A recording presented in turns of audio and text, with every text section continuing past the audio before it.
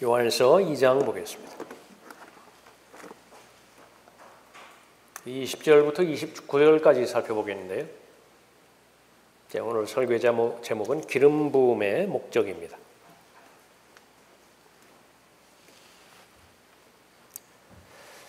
그러나 너희에게는 거룩하신 분으로부터 기름 부음이 있으니 너희가 모든 것을 아느니라.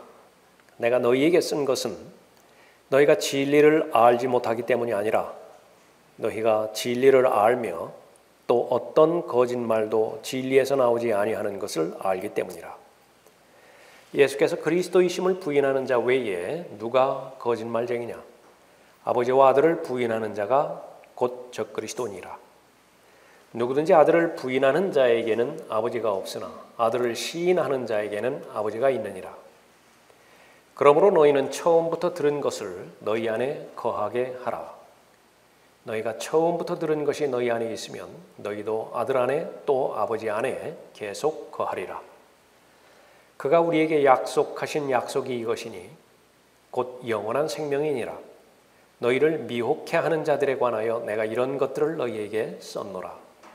그러나 너희가 그분께로부터 받은 기름 부음이 너희 안에 거하나니 아무도 너희를 가르칠 필요가 없고 오히려 그 동일한 기름 부음이 너희에게 모든 것을 가르치며 또 그것은 진리요 거짓말이 아니니 그 기름 부음이 너희를 가르친 그대로 너희는 그분 안에 거할지니라.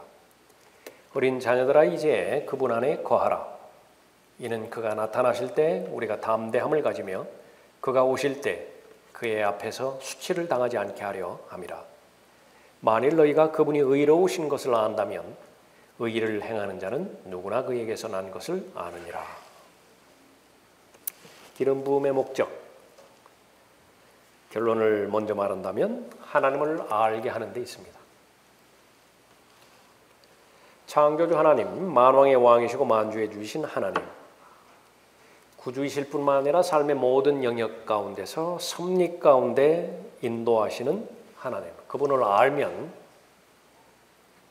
모든 것을 다 얻게 되는 것이고 모든 문제가 다 해결되는 것이죠.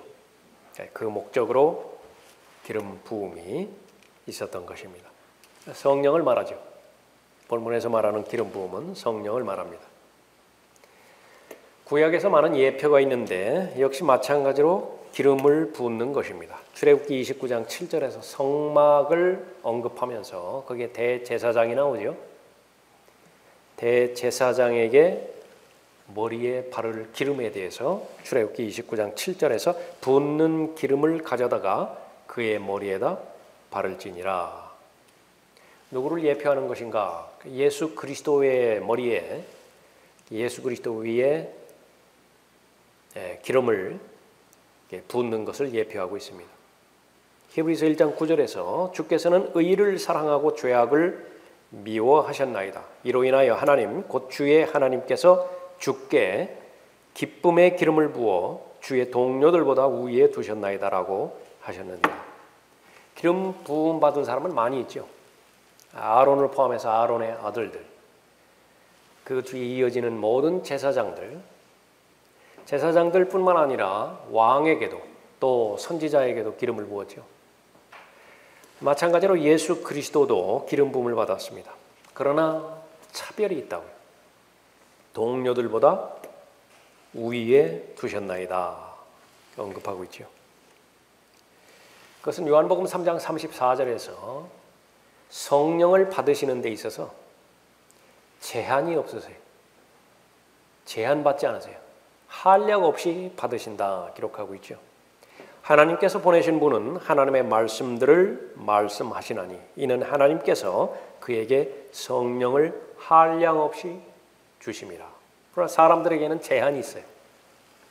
성령의 역사에 제한이 있습니다.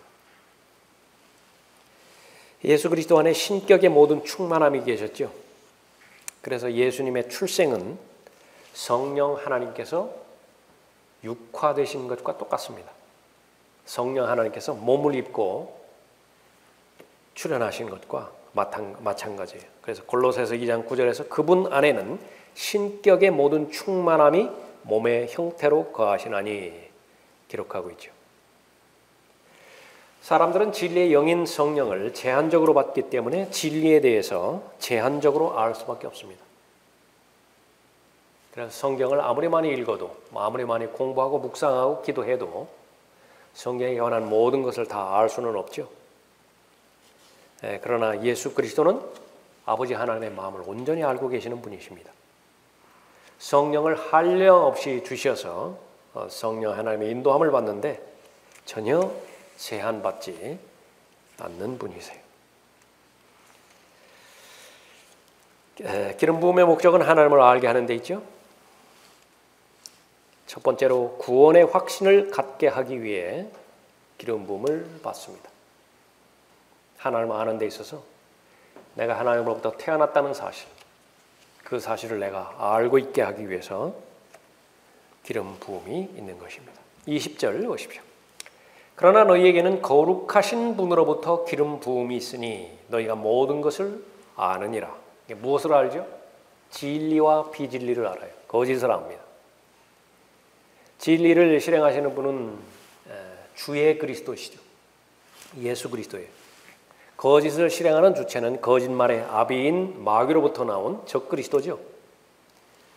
20절에 22절에 예수께서 그리스도이심을 부인하는 자 외에 누가 거짓말쟁이냐. 참이 있고 거짓이 있고 비진리가 있고 거짓이 있고, 그러니까 참은 하나님으로부터 나오죠. 진리는 하나님으로부터 나옵니다. 거짓은 마귀로부터 나와요. 거짓말의 아비인 마귀로부터 나오는 것이에요. 그래서 하나님의 사람은 하나님의 말씀들을 말하고요. 또 적그리스도와 적그리스도의 휘하에 있는 모든 존재들은 마귀의 거짓말을 말하게 되는 것입니다.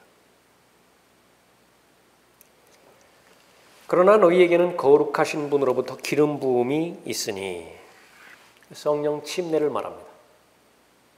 성령 침례는 일생에 있어서 단 한 번 받는 것이죠. 구원받을 때에. 그 이후로 계속해서 채워야 되는 것은 성령 충만입니다.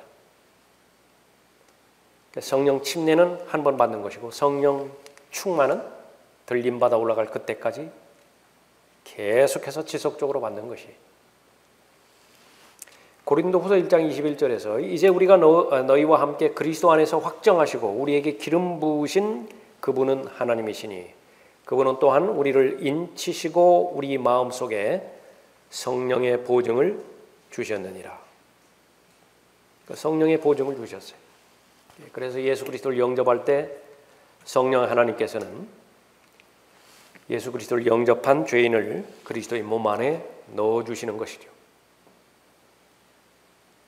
그 몸 안에 들어오신 성령 하나님께서는 이제 거하십니다. 구속의 그날까지 인쳐주셨어요. 마음속에 성령의 보증을 주신 것이죠. 또 에베소서 4장 30절에서도 하나님의 거룩한 영을 슬프게 하지 말라. 너희가 그로 인해 구속의 날까지 인치심을 받았느니라. 여기서 말하는 인치심은 영원한 인치심입니다. 그러나 대환란 때가 되면 어떻게 되는 것이냐? 구원의 확신이 없어요. 왜냐하면 구원이 안전하게 보장되지 않기 때문에 그렇습니다. 요한일서 일반 서신이라고 그랬죠? 일반 서신에는 두 가지의 교리가 혼합되어 나와 있습니다. 그 가운데 하나의 교리가 대환란 교리죠. 그래서 요한일서에서는 구원의 확신과는 다른 교리가 계속 중간중간에 나옵니다. 24절에 보십시오. 그러므로 너희는 처음부터 들은 것을 너희 안에 거하게 하라. 너희가 처음부터 들은 것이 너희 안에 있으면, 이것이 조건이에요. 이거는 내가 해야 되는 일이에요. 그러면 너희도 아들 안에 또 아버지 안에 거하리라. 이 조건 밖에 있으면은요, 거하지 못하는 것입니다. 떨어져 나가는 거예요. 언제 그렇다고요? 대환란 때 그런 것입니다. 3장 6절에도 보면 그분 안에 거하는 자마다 죄를 짓지 아니하나니 죄를 짓는 자는 누구나 그분을 보지 못하였으며 알지도 못하였느니라. 죄를 지을 경우에 심각한 결과를 초래한다는 사실을 알 수 있습니다. 3장 15절에서도 자기 형제를 미워하는 자는 누구나 살인자요 살인자는 누구나 영원한 생명이 그의 안에 거하지 않음을 너희가 아느니라. 이 14절은 아주 조심스럽게 적용해야 됩니다. 우리가 사망으로부터 생명으로 옮겨간 것을 아노니 무엇 때문에 알 수 있는 것이냐? 이는 우리가 형제들을 사랑하기 때문이라. 이 형제들을 사랑하는데 어느 정도로 사랑해야 되느냐 그러면 마태복음 25장에 나와 있는 것처럼 사랑해야 돼요. 먹을 것을 주어야 되고요. 감옥에 갇힌 형제를 방문을 해야 되고 다 유대인들과 관련된 부분이죠. 대환란의 교리예요. 이는 우리가 형제들을 사랑하기 때문이라. 자기 형제를 사랑하지 않는 자는 사망 안에 거하느니라. 그래서 이 대환란에 해당되어지는 직접적인 교리를 분별하지 못할 때에 이것을 영적으로 너무 억압적으로 적용할 수밖에 없습니다. 그러나 분명한 것은 대환란 때에 형제 사랑의 결격 사유가 생긴다라고 한다면 그것은 사망 안에 거한다 그렇게 언급하고 있습니다. 요한일서 4장 20절에서도 보면 어떤 사람이 나는 하나님을 사랑하노라 하면서 고백이죠. 자기 형제를 미워하면 그는 거짓말쟁이라. 여기서 말하는 거짓말쟁이는 교리적으로 아주 심각한 결과를 초래하는 거짓말쟁이에요. 자백해서 회복되어지는 부분이 아니죠. 눈으로 본 형제를 사랑하지 않는 자가 본 적이 없는 하나님을 어떻게 사랑할 수 있겠느냐. 이것이 우리가 그분께 받은 계명이니 하나님을 사랑하는 자는 자기 형제도 사랑해야 하느니라. 또 요한일서 5장 16절에서도 누구든지 자기 형제가 사망에 이르지 아니하는 죄 짓는 것을 보거든 간구할지니 그러면 하나님께서 사망에 이르는 죄를 짓지 아니하는 자들을 위하여 그에게 생명을 주시리라. 사망에 이르는 죄가 있거니와 나는 그에게 그 죄를 위해 기도하라고 말하지 아니하노라. 모든 불의가 죄이나 사망에 이르지 아니하는 죄도 있느니라. 특히 대환란 때 우상을 섬기는 죄에 대해서는 특별한 죄라고 언급을 하셔요. 대환란 때는 영원한 보장이 없지만은 그러나 이 은혜 시대 때에 교회 시대 때에 예수 그리스도를 개인의 구주로 영접한 모든 죄인에게는 성령의 기름 부음을 주시는 것입니다. 그리스도인 안에 성령 하나님께서 들어오시면 영원히 거하시죠. 그것이 향유해야 될 권리예요. 누려야 된다고, 기뻐해야 돼요. 그 아주 최고의 기쁨은 무엇이냐 그러면 구원받았다라고 하는 기쁨인데요. 이것이 식상하지 않기 위해서는 좀 더 현실적인 교리로 더 깊이 들어가야 돼요. 성령 하나님께서 떠나시면 구원을 잃어버리는 거예요. 그런데 나 같은 경우에는 성령께서 어떠한 약속을 주셨는가? 나를 사주셨고요. 성전 삼아 주셨고 한 번 들어오신 이상 다시는 떠나지 않으신다라고 하는 사실입니다. 여러분의 삶 가운데서 지금 바로 눈앞에 닥친 가운데서 여러분을 가장 우울하게 만들 수 있는 사건 하나 떠올려 보세요. 그것이 아주 극단적인 결과를 초래했다고 상상해 보세요. 그럼에도 불구하고 사한 소망과 또 감당할 수 없는 기쁨을 누리는 것이 믿음으로 가능한 것인데 그것은 바로 내 안에 들어오신 성령 하나님께서 절대로 떠나지 않으신다는 사실입니다. 그러니까 그것을 향유하라 그거예요. 그것을 누리라. 그러나 이 구원에 대해서 이 기쁨을 성령 하나님께서 주시는 기쁨을 경험하지 못하고요. 또 더더군다나 헌신되어 있지 않을 경우에 다시 말하면 계속해서 육신의 정욕과 안목의 정욕과 생의 자랑에 의해 가지고 발목이 잡혀 있는 상태라고 한다면 기쁨은 다른 데 있거든요. 정작 다른 데 있다고요. 그런데 이 성령 하나님으로 말미암아서 경험되어지는 이 기쁨을 모르는 것이에요. 어린아이가 인스턴트 식품에 길들여져 있고 콜라 맛에 길들여져 있고 패스트푸드에 길들여져 있으면요. 그렇게 좋은 몸에 좋은 그런 건강식에 대해서는 그냥 고개 돌려버린다고. 그렇기 때문에 베드로전서 2장에서 거듭나자마자 순수한 하나님의 말씀에 젖을 사모하라고 그랬죠. 그것은 본인 책임이에요. 구원 받자마자 이 하나님의 진리의 말씀에 경험을 해야 된다. 그렇게 되면 그 다음에 하나님께서 보장해 주시는 것은 주의 인자하심을 맛보는 것이에요. 시간이 지나면 지날수록, 성장하면 성장할수록 기름 부음 받았다라고 하는 증거가 드러나게 되어지는 것인데요. 그것은 바로 성령 하나님의 인도하심 가운데 늘 머물러 있기를 바라는 것이고, 가능하다라고 한다면 더 깊이 말씀 안에 머물러 있기를 바라는 것이. 더 보고 싶은데 내일 일해야 되기 때문에 성경을 덮어야 되는 거예요. 더 하나님의 말씀과 교제하고 더 말씀에 해야 되는 것인데, 다른 사람 만나야 되잖아요. 매일매일 생활을 해야 되기 때문에. 그래서 덮는 거죠. 그러한 진리의 말씀입니다. 그분 안에서 너희도 진리의 말씀 곧 너희 구원의 복음을 듣고서 그분을 신뢰하였으니 또 너희가 그분을 믿고서 약속의 그 성령으로 인침을 받은 것이니라. 이는 값주고 사신 그 소유를 구속하기까지 우리의 유업의 보증이 되사 그의 영광을 찬양케 하려 하심이니라. 10살도 되지 않았는데 재산이 엄청나다고. 국세청에서 작심하고 세무조사 들어갔죠. 최소한 출연한 그 인원만 하더라도 250명이래요. 기준은 10억 이상이에요. 그런데 그 할아버지들이요, 그 손자에게 그 유산을 물려주는 것이 최대 관심사항이에요.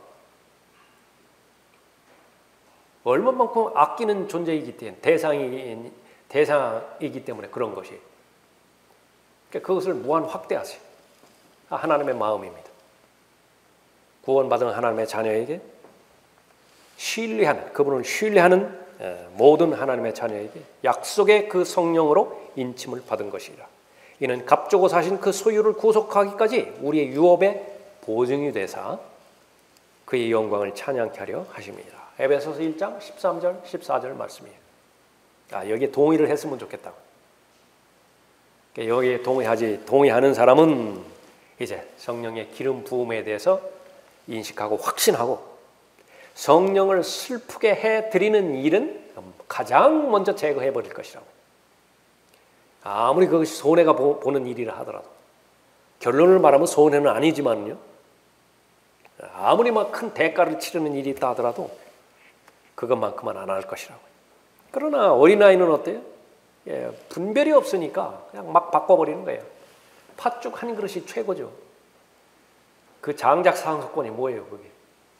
뭐 닥쳐오기를 했나? 그 경험해보기를 했나? 주의 면전에서 나를 내어 쫓지 마시고 주의 거룩한 영을 내게서 거두어 가지 마소서.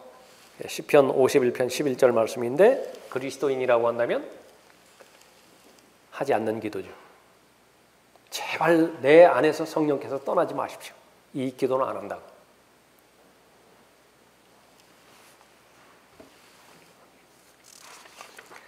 기름 부음의 목적, 하나님을 알게 하는 데 있습니다. 하나님을 알면 해결되지 않는 문제가 없어요. 하나님을 아는 데 문제가 있죠. 기름 부음은 가능하다. 두 번째로 진리의 지식에 이르게 하기 위해서 기름 부음을 받았습니다. 자, 본문 27절 보십시오. 그러나 너희가 그분께로부터 받은 기름 부음이 너희 안에 거하나니 아무도 너희를 가르칠 필요가 없고 오히려 그 동일한 기름 부음이 너희에게 모든 것을 가르치며 또 그것은 진리요 거짓말이 아니니 그 기름 부음이 너희를 가르친 그대로 너희는 그분 안에 거할지니라.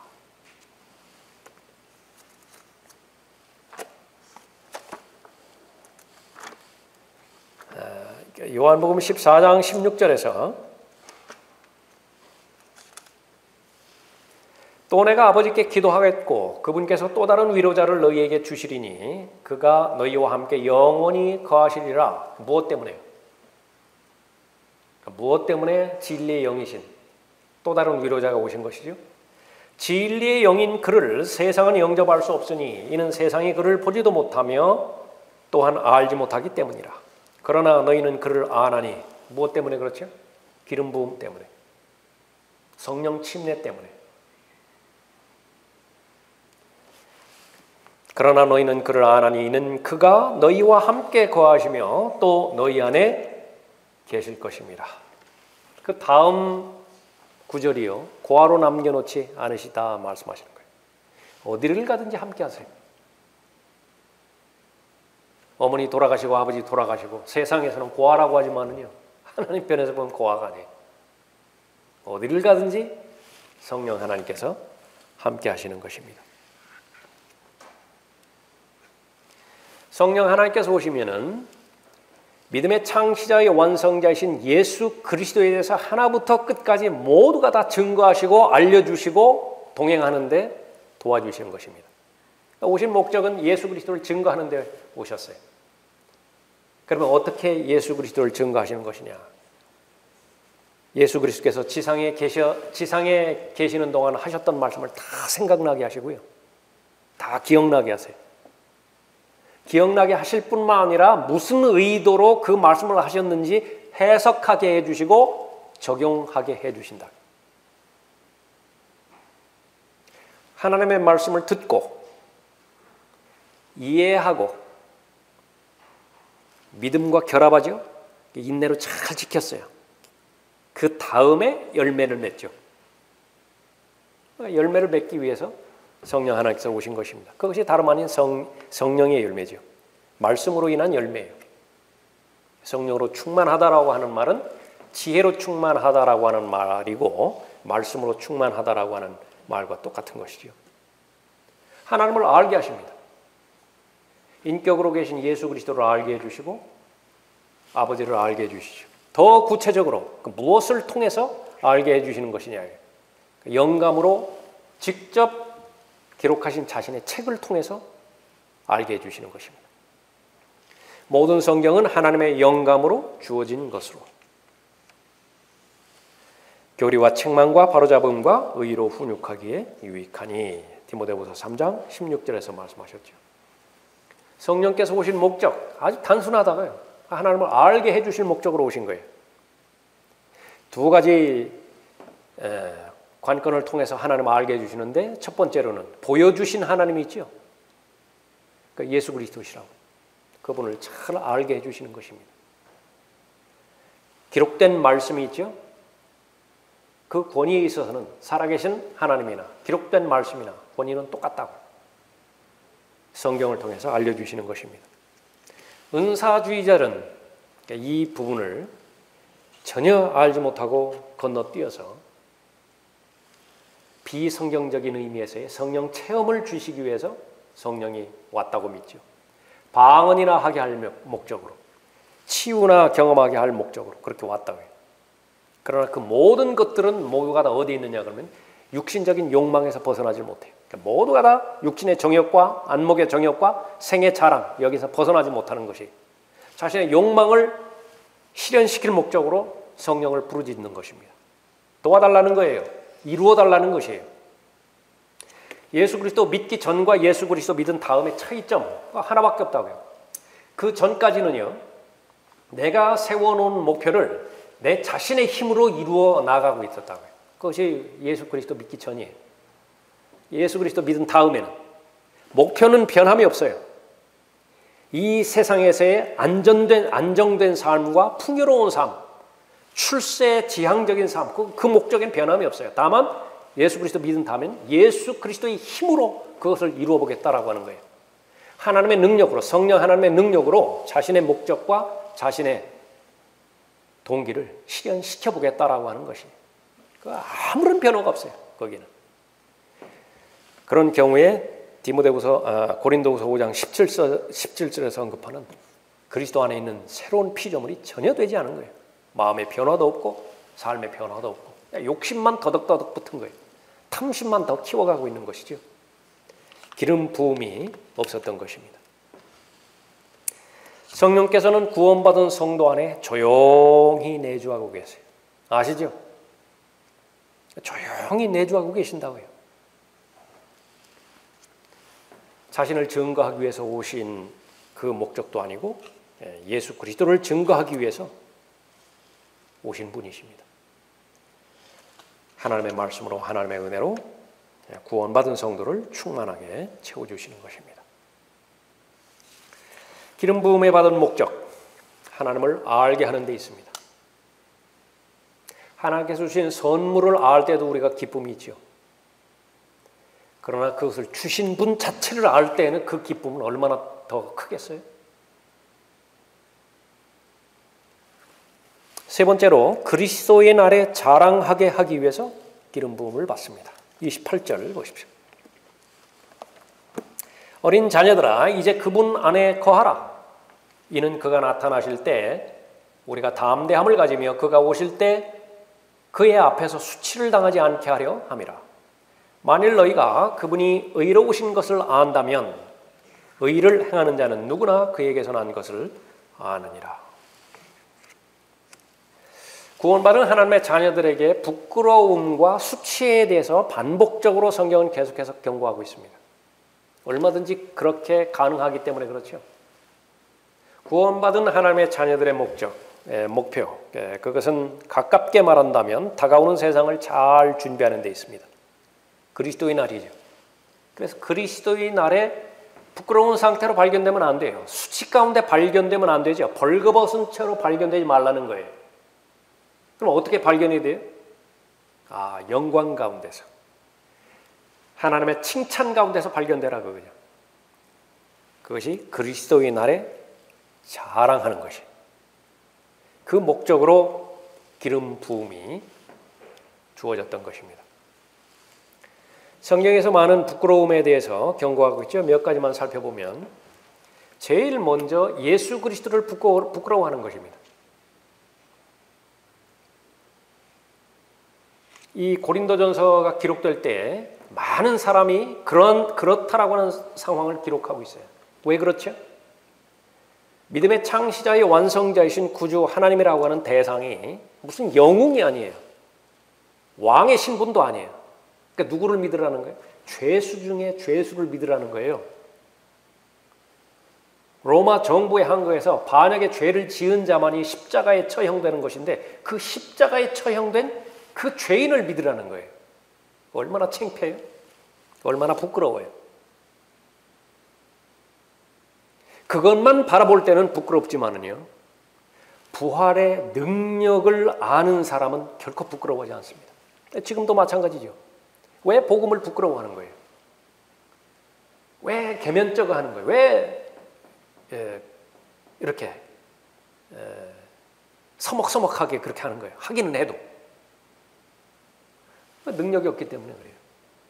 부활의 능력이 경험되지 않는다. 반면에요, 누가 왜 담대하게 세상을 향해서 그렇게 나약해 보이는 사람이 처음 보는 사람 앞에서도 많은 사람들 앞에서도 그렇게 예수 그리스도를 증거하는 것입니까? 기름 부음을 받았다는 증거예요. 성령으로 충만하다라고 하는 증거입니다. 부활의 능력을 소유하고 있다라고 하는 증거죠. 다른 것은 부끄러워해도 나는 복음은 부끄러워하지 않는다. 왜 그렇습니까? 모든 사람을 구원에 이르게 하는 하나님의 능력임을 입증했잖아요. 성령 하나님께서. 나와 나의 말들을 부끄럽게 여기는 사람은 누구든지 인자가 자신과 아버지와 거룩한 천사들의 영광으로 올 때에 그 사람을 부끄럽게 여기리라.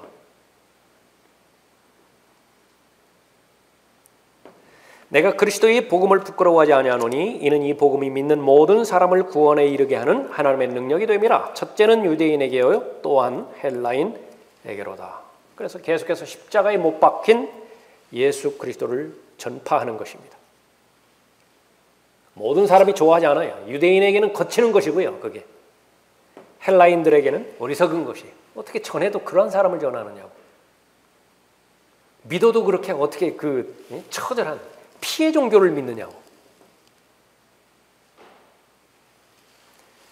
그러나 부르심을 받은 사람에게는 유대인들에게나 헬라인들에게나 그리스도는 하나님의 능력이요 또 하나님의 지혜니라. 고린도전서 1장 23절에서 말씀하고 있죠. 그 사람이 구원 받았다라고 한다면은요, 믿음이 성장하건 성장하지 않건 간에 구원받은 그 사람이 복음에 대해서 아주 부끄러워하거나 아니면 담대하게 예수 그리스도를 증거하거나 예수 그리스도께서는요 그 사람에 대해서 부끄러워하지 않아요. 자녀라고 말하는 데 있어서 전혀 거리낌이 없다. 내 아들이야. 내 아들이야. 비록 말을 못하는 불구자라 하더라도요. 심지어 뇌성마비자라 하더라도 내 아들이라고 공개적으로 말하는 데서 전혀 부끄러워하지 않아요. 내 아들이라고. 거룩하게 하시는 분과 거룩하게 된 사람들이 모두 한 분으로부터 나왔으니 그러므로 주께서 그들을 형제라 부르기를 부끄러워 아니하시고. 히브리서 2장 11절 말씀입니다. 히브리서 11장 16절에서는 하나님께서는 그들의 하나님이라 불리는 것을 부끄러워하지 아니하시니 이는 그들을 위하여 한 토성을 예비하셨습니다. 두 번째로는 동역자를 부끄러워함으로 인해서 부끄러움 당하지 말라는 것입니다. 가장 귀한 사람이 누구인 것인가? 지금으로 볼 때는 혈과 육에 속한 사람이지만은요, 부인할 수 없어요. 예수님께 한번 물어볼까요? 누가 어머니예요?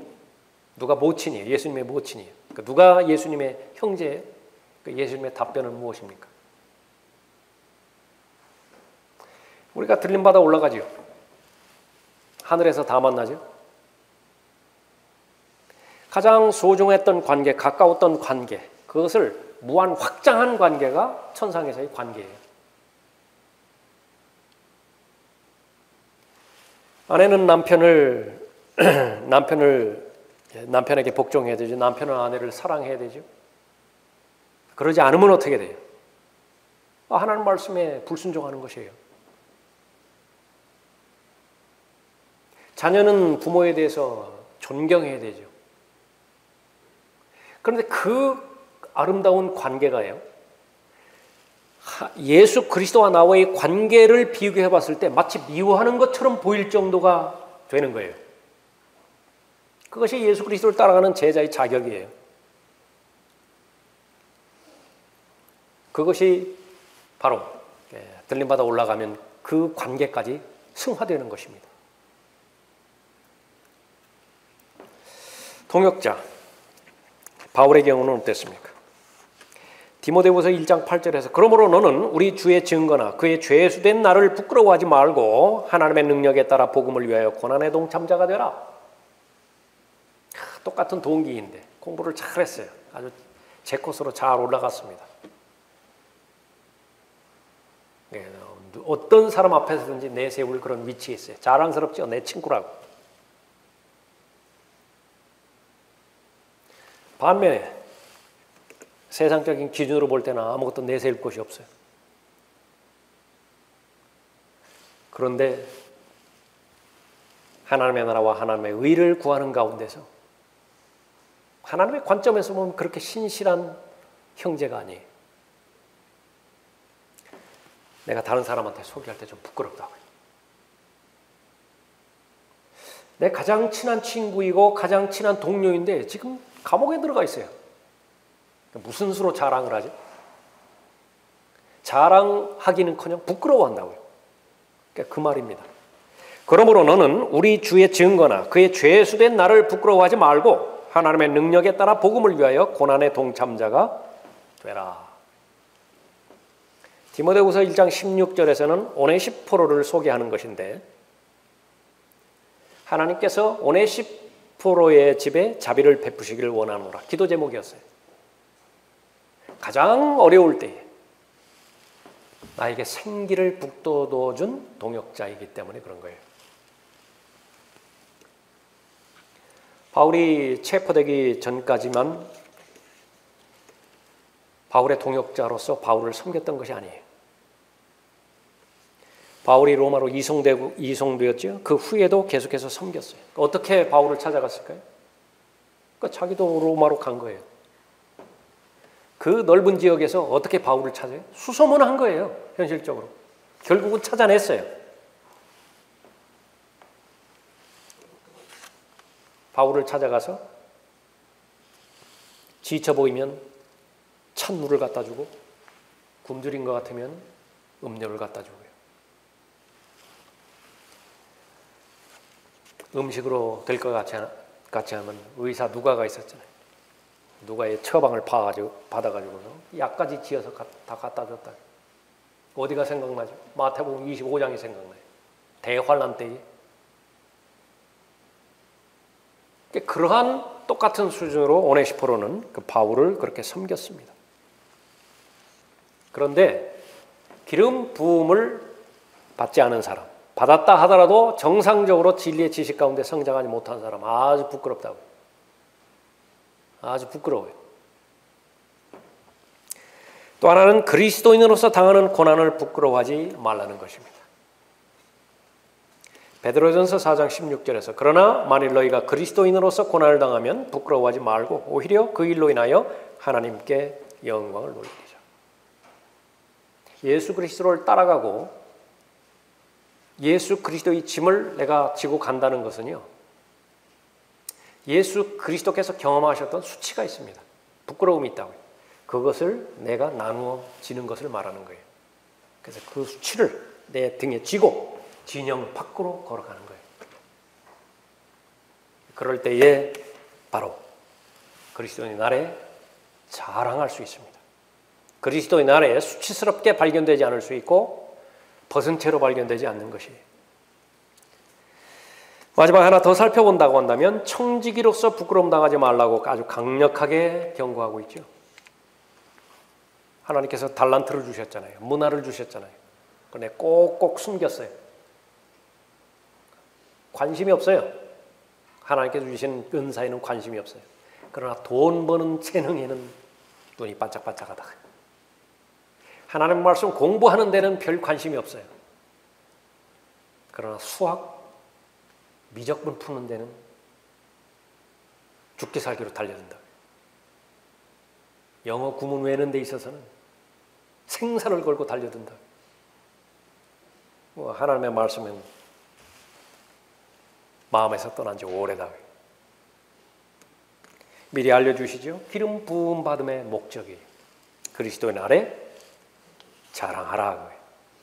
그러자 그 청지기가 속으로 말하기를 주인이 내게서 청지기직을 박탈하니 내가 무엇을 할까? 땅을 일굴 수도 없고 구걸을 하자니 부끄럽도다. 청지기에게 맡겨주신 귀중한 맡긴 것 가운데 하나가 말씀이죠. 누구에게나 하나님 말씀 맡겨줬다고요. 그럼 하나님 말씀을 가지고서 무엇을 해요? 제일 첫 번째로 올바로 나누어서 공부해야 되죠. 나 혼자 할 수 없잖아요. 그러니까 여기 27절에 기름 부음이 있다고요. 내주하시는 성령 하나님께서 알게 해주신다고요. 하나님의 방법 안에만 머물러 있다고 한다면 올바로 나누어서 잘 공부하면 이제 어떻게 됩니까? 부끄럽지 않은 일꾼으로 인정받아요. 하나님으로부터. 표창장. 하나님으로부터 받는 표창장이 진짜 상이에요. 인정받은 일꾼으로 인정받는 것입니다. A+ 준다고 말해요. 유업과 보상이 따르는 것이죠. 그러나 그러지 못하면 어떻게 돼요? 소홀히 하게 되어지면 하나님의 말씀을 올바로 나누어서 공부하지 못하면 부끄러움 당하는 거예요. 수치를 당하게 되는 것이라. 권면의 말씀이죠. 내가 너에게 권고하노니 내게서 불로 단련된 금을 사서 부요하게 되고 흰옷을 사서 입음으로 너의 벌거벗은 수치를 드러내지 않게 하며 또 안약을 내 눈에 발라 보게 하라. 하나님께서는 모두 다 부자로 발견되기를 원하는 거예요. 부요하게, 풍요하게 발견되기를 원하는 것입니다.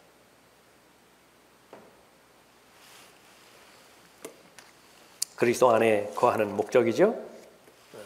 구원을 받는 것은 선물이고요. 영생을 얻는 것.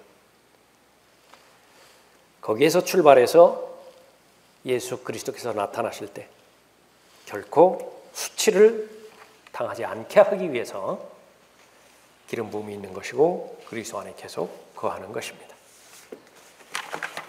자, 오늘은 여기까지 하겠습니다.